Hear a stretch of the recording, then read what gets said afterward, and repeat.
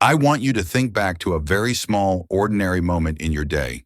In the morning, when you stand up from a chair, no pain, no dizziness, but you're just a little slower than you used to be. Or when you take that very first step out of bed, you pause for half a second to find your balance. A lot of people say to me, "Doctor, that's just aging, right?" But here's the truth. Your body doesn't naturally get weaker just because you get older. My name is Dr. David Warren. I'm 60 years old, and for over 30 years, I've worked with thousands of patients in their 60s, 70s, even 80s. What I've learned didn't come from a gym. It came from everyday conversations like these. "Doctor, I walk every day. Why do my legs still feel weaker?" "Doctor, my biggest fear is falling and not being able to get back up." Here's the scientific reality. Leg weakness doesn't show up suddenly. It arrives quietly. It doesn't start with pain. It starts with lost coordination, lost trust between your brain, nerves, muscles, and joints. When you're younger, you don't have to think about standing steady. After 60, your body needs to be reminded how to stand, how to carry weight, how to react. If it doesn't get that reminder, a tiny bit of functional strength slips away each week. Not enough to notice right away, but enough to make you feel, "I'm not quite the same anymore." And here's something very few people explain clearly. Walking helps you stay mobile, but it's not enough to keep your legs strong, stable, and responsive. Walking is like keeping your battery on low power. But to protect your knees, hips, spine, and most importantly, to prevent falls, you need to wake up the foundational systems that aging slowly puts to sleep. The good news? Your body hasn't forgotten how to be strong. It's just waiting to be reactivated, in the right place, in the right order, at the right intensity. In this video, I'm going to walk you through a simple, safe approach based on the same principles I use with my own patients. No gym, no machines, no strain on your heart or your joints, but enough to help your legs regain stability, confidence, and the protective reactions that keep you upright. If you're over 60 or you're caring for someone who is, this video is for you. Not to work out until you're exhausted, but to protect the independence you deserve. Main point 1, why your ankles determine how steady your legs feel. After 60, most people think weak legs mean a problem in the thighs or the knees. But in geriatric and orthopedic medicine, we look at it differently. Your ankle is the first point where your body meets the ground. Every step you take, every turn, every moment you hesitate, it all begins at the ankle. After 60, the ankle often loses range of motion, sensation from the ground, speed of reaction when you change direction. That means your brain receives information later than it should. And when the brain reacts late, everything above it, knees, hips, lower back, has to improvise. That's why you walk more slowly. You hesitate when turning. You feel unsteady on uneven surfaces, not because your whole body's weak, but because your foundation is sending blurry signals. When ankle function improves, people over 60 often notice.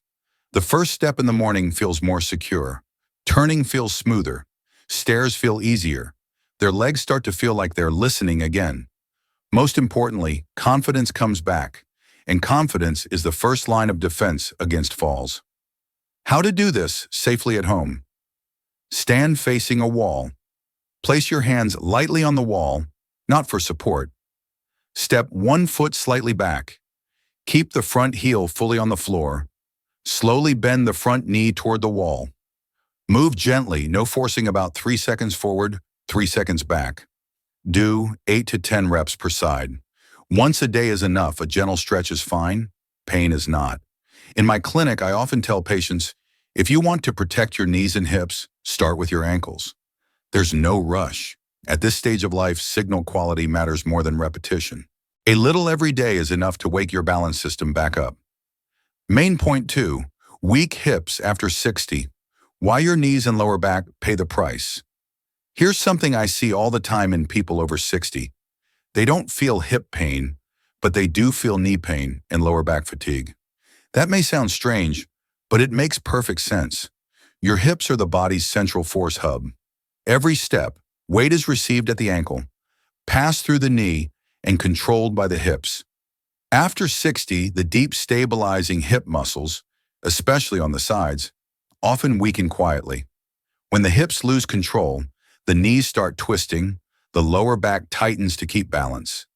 Walking becomes more energy draining. That's why people tell me, "Doctor, walking doesn't hurt, but I get tired so fast." That's not a strength problem. It's a stability problem. When the hips are activated properly, people often notice. Walking feels lighter. Knees feel less stressed. The lower back doesn't tire as quickly. Their gait feels steadier. Weight is shared evenly instead of being dumped onto weaker joints. Simple way to activate the hips. Stand sideways next to a wall. Lightly touch the wall with one hand. Shift your weight onto the leg closest to the wall. Keep your body upright, gently press your hip toward the wall. Hold for 2 seconds, then relax. Important.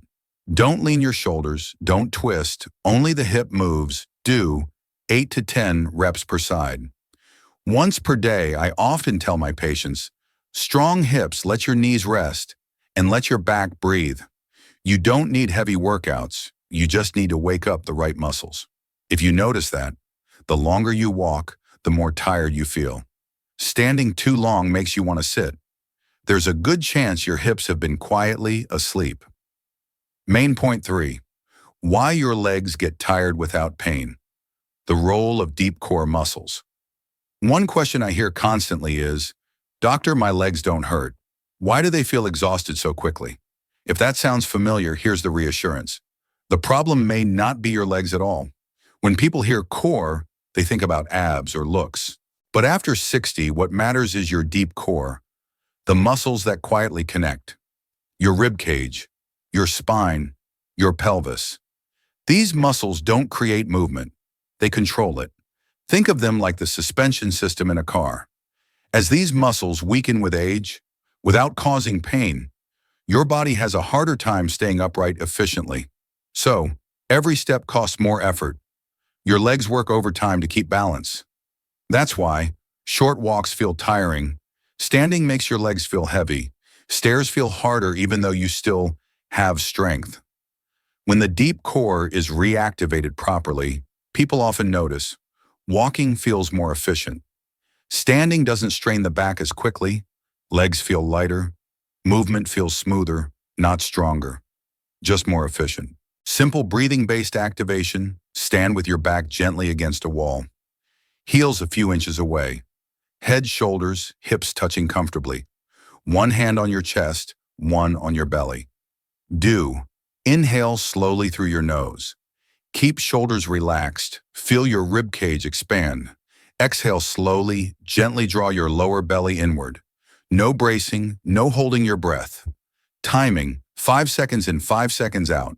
6 breaths, 1 to 2 times per day. I often tell patients, when the deep core is weak, your legs have to work harder. That's why you feel tired. Don't judge this exercise by how it looks. Many patients tell me that within a few days, they feel noticeably lighter and more comfortable when they move. Main point 4. Difficulty standing up and sitting down after 60 is an early warning sign of losing independence. I want you to ask yourself a very honest question. The last time you stood up from a chair, did you need to push with your hands? Many people answer, "Yes, but just to be safe, doctor." The truth is, your body doesn't use your hands out of habit. It uses them because it needs help. Standing up from a chair requires coordination between several systems: the front thigh muscles, the glutes, the hips, the deep core, and the knee's ability to handle load. After 60, when these systems stop working together, the brain chooses the safest option. It uses the hands to unload the legs. At first, it feels like just being careful. Over time, the legs stop practicing proper weight bearing. And when the legs are no longer reminded of their job, functional strength declines quickly. What's important to understand is this: the ability to stand up from a chair is one of the strongest predictors of falls and loss of independence in older adults. When you regain the ability to stand up steadily, everyday life changes. Getting in and out of chairs, beds, and bathrooms becomes easier.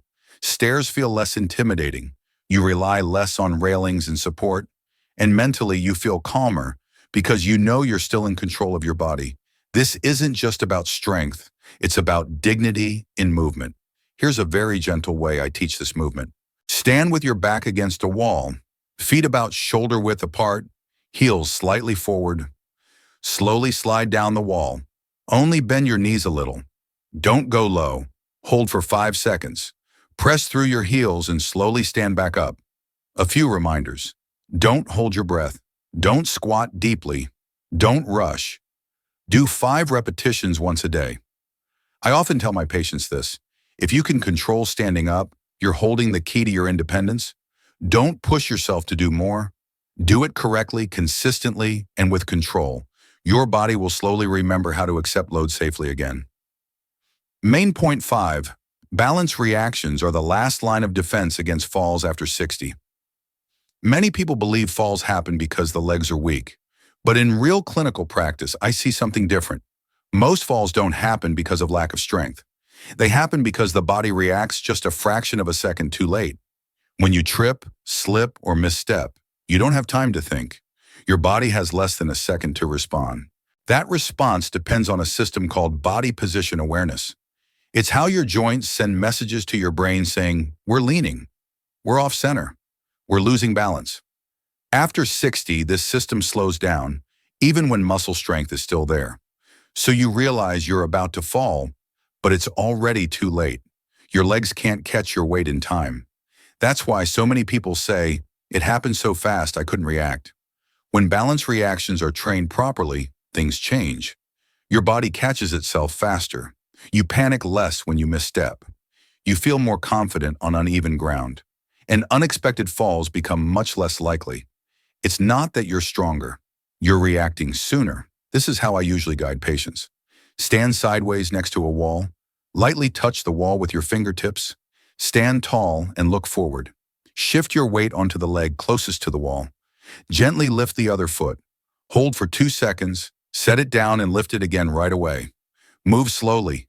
Stop if you lose control. Quality matters more than repetition. Do 5 to 6 repetitions on each side once a day.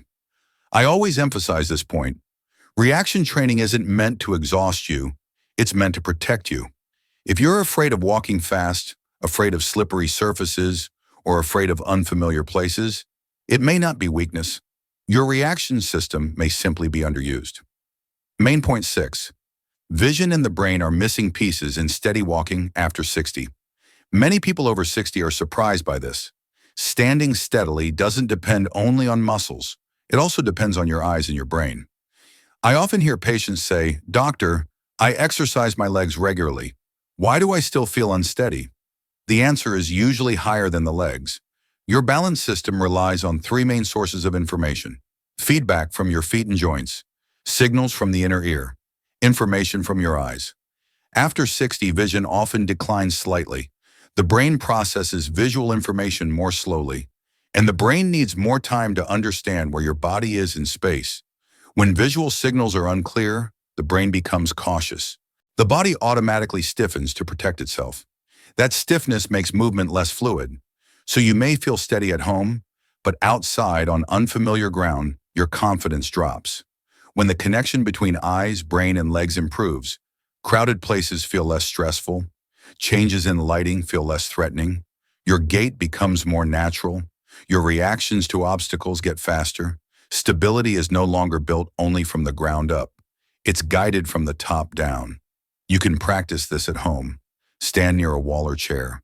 Feet hip-width apart. Look straight ahead. Slowly turn your head left, return to center, then right. Move slowly and smoothly. Then keep your head still and move your eyes left and right.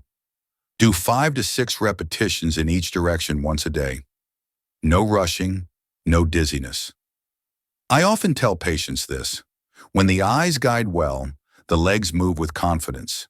Don't underestimate vision just because you can still see. At this age, coordination matters more than sharpness. Main point 7. Fear of falling creates a cycle that weakens the legs faster after 60. There's a delicate truth I usually share only when patients trust me. Legs don't weaken only because of the body.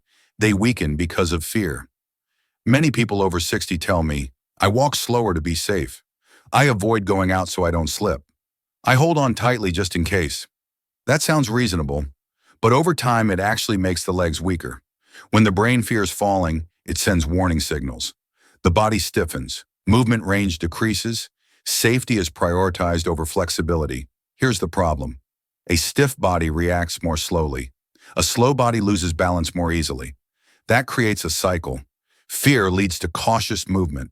Cautious movement reduces muscle activation. Reduced activation leads to weakness, and weakness increases fear. This psychological, neurological, and mechanical loop affects many people after 60. When you break this cycle, things change. Your walking becomes more natural. Your reactions feel smoother. You feel less tense outside. Confidence returns gradually. Confidence doesn't come from being reckless. It comes from knowing your body is prepared. This exercise targets the brain, not the muscles. Stand near a table or wall, feet planted firmly. Gently lift your heels slightly, then lower them. Then lift your toes and lower them. Move slowly and with control. Combine this with slow breathing. Quietly tell yourself, I'm in control, I'm safe. Do this for 1 to 2 minutes every day. I always remind my patients of this. Stability begins with a sense of safety inside. Don't force yourself to be braver. Prepare your body better, and confidence will return on its own. If you've stayed with me this far, remember this. Your legs don't weaken just because you're getting older. They weaken because important systems aren't being used the right way anymore. Today you've learned that stability begins at the ankles. The hips protect the knees and lower back. The deep core reduces fatigue without heavy exercise. Standing up reflects independence. Balance reactions are your true defense against falls. Eyes and brain guide each step. And mental safety determines how quickly your body reacts. You don't need a gym. You don't need to strain your heart or joints. You just need to gently and consistently wake up the right systems. In over 30 years of practice, I've seen that the people who stay independent the longest aren't the ones who do the most, but the ones who do the right things and don't quit. Start with one exercise that feels right today. Add a little more tomorrow. Your body is smart. It will respond when you give it the chance. If you found this video helpful, subscribe to continue learning with me. Calm, science-based guidance that always puts your safety first. Disclaimer. This video is for educational purposes only and does not replace personal medical advice. If you have medical conditions or a history of falls, please consult your doctor before starting.